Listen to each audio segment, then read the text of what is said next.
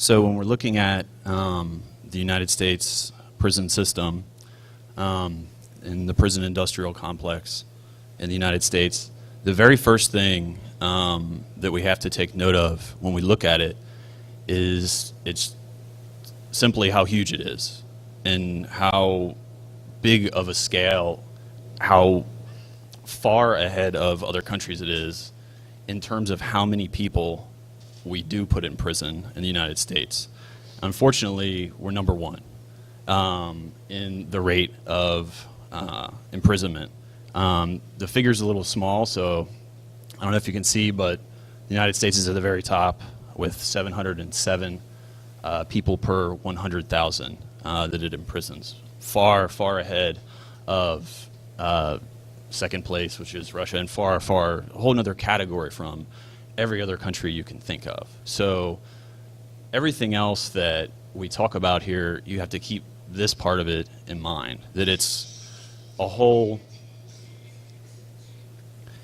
whole other level from other countries, for starters. And to put a couple other facts and figures behind that, we have currently 2.3 million people behind bars in the United States, which shakes out to about 1 in every 110 adults in the country. If you count the amount of people that are on parole or probation and in prison, then it equals 1 out of every 51 adults in the country.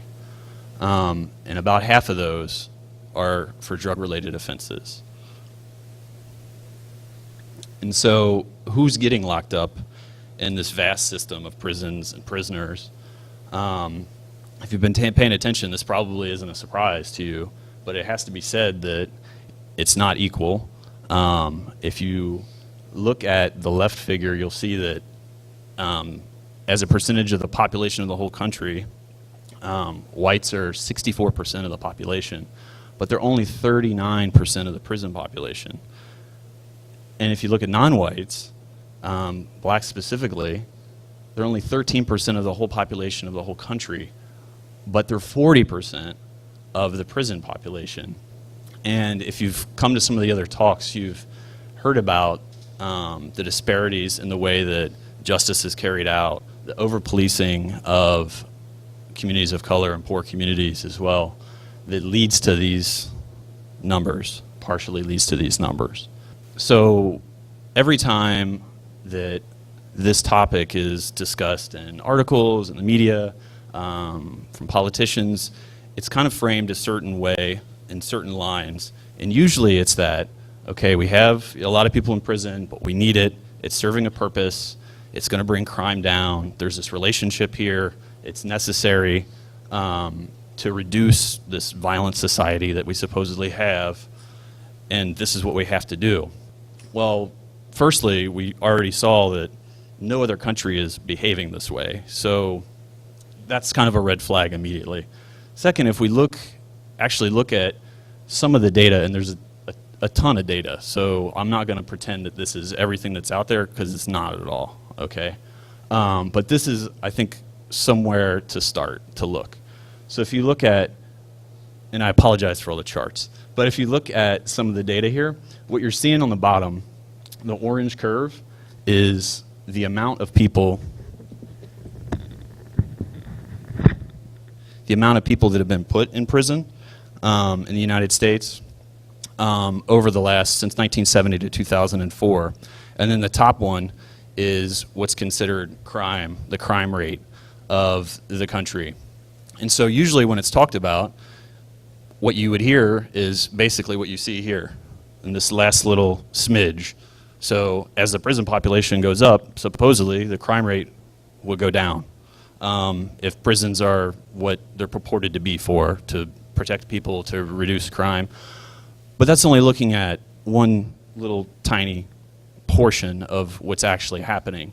And if you look at other countries too, if you look at Europe, if you look at any other country and read some studies on it, there is no direct relationship. It's complicated. It doesn't work that way. It just doesn't. And you can see that here. You can see, if you think about 1986, when Get Tough on Crime laws were passed, mandatory minimums for crack cocaine sentencing. The crime rate was dropping 5 years before those laws were passed. And when they were passed, it didn't decrease substantially right away, but what happened is more people went to jail. We know that. There were also more harsher sentencings were passed in 1994. The 3 strikes rule was passed in 1994, and it's kind of a similar measure here. What you see, though, is that in the end, if you start off with a crime rate right over here, you have all of these harsher and harsher and harsher laws passed in the last 40 years, and you end up with a crime rate that's the same almost, but a prison population that's worlds higher. Then that tells you that it's not as simple as it's made out to be. And so that begs the question, what is the point of prison? Is it for rehabilitation? Is it actually helping people? Is it purported to help people? Well, people that come out of prison face all kinds of societal hurdles that you're probably already familiar with. For instance, if you're convicted of a felony, you're not able to vote, you can't get public housing, you can't get all kinds of other public assistance, you can't get a job at a lot of places. So what ends up happening is 2/3 of people that get out of prison end up in prison again in 3 years, or rearrested in jail in within 3 years. So it doesn't seem like it's rehabilitating anybody, or that's the real focus of it, the main focus of it. So what could that be? Well, one of the big functions of it is that it functions as a business. I mean, straight away. If you look at how much money you get paid to work a minimum wage job versus how much the government gets to pay you to work while you're in prison, while you're forced to work for them, I mean, it's astronomically less. So prisoners function as a very cheap labor source, not only for the federal government, but in more recent years, for private industry as well, with the increase of private prisons. Go ahead. You have people getting caught up on whatever charges, being sent away to a facility that's run by a private company, and then making products that at wages that are greatly reduced from what you would get if you were free out in society with another job. So it's another way for industry to get in and get what they want from you for less. And about 19% of prisons right now are private, and they don't try. It's not a hidden kind of agenda, because they have. I mean, it's right out in the open. They have quotas. 90% occupancy rate is what they demand from the state when they open a prison, that they send them that many people. It's in the contract. So one particular really clear, egregious example of what this can lead to, kind of on an individual level, is this really famous case called the Kids for Cash scandal.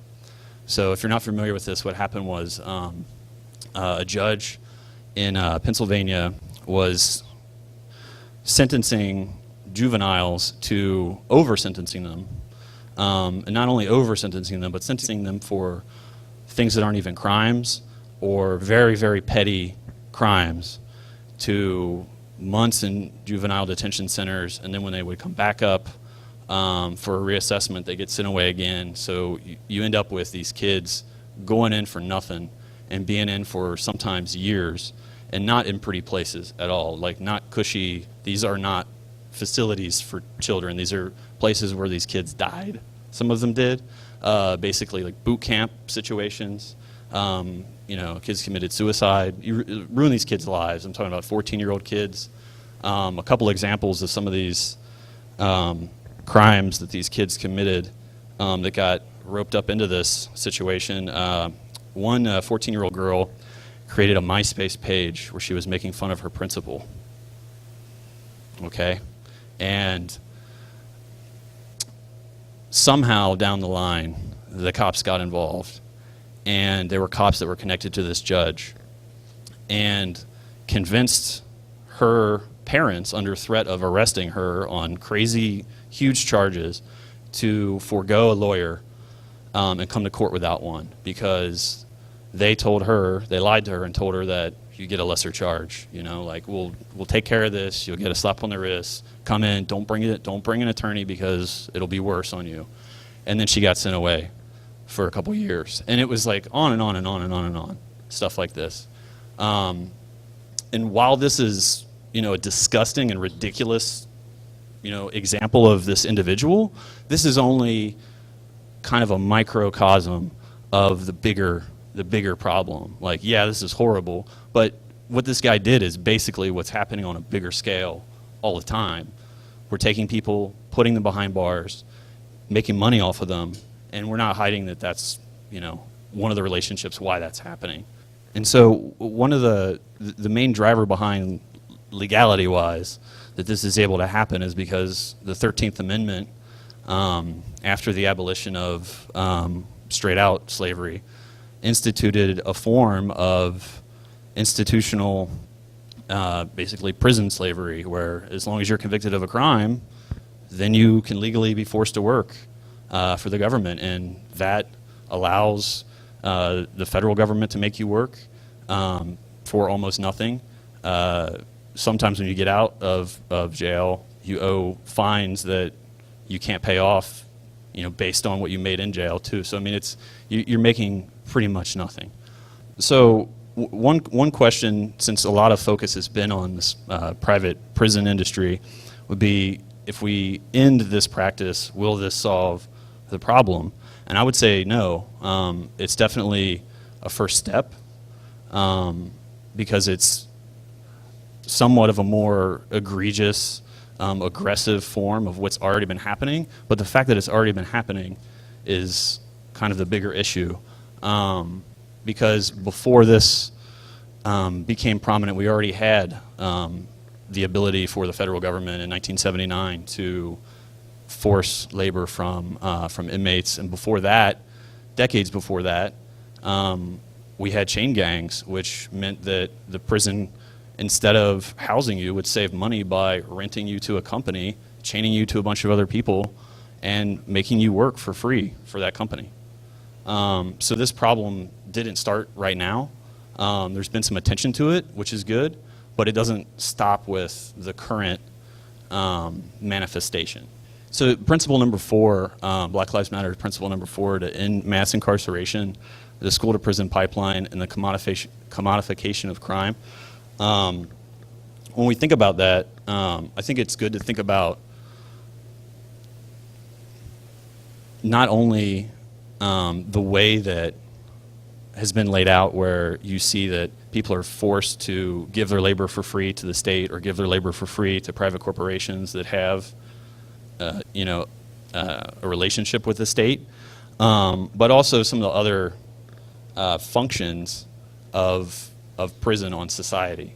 So, I mean, very simply, it's a convenient place to put people that are inconvenient for the government, political prisoners, other people that maybe you wouldn't consider political prisoners as well. So there's this way to look at that I think is useful, where if you think about how much power the state has over us and how much freedom we have as a population, it goes back and forth. Each side is pushing the other side. And every time we win something that gives us more freedom, whether it's the end of straight-out slavery, whether it's the 8-hour day, other wins like that, we can't just sit on those and say we did it, because there's a constant chipping away of that from the other direction. Because not only that, but every time that the state, the government gets a chance to make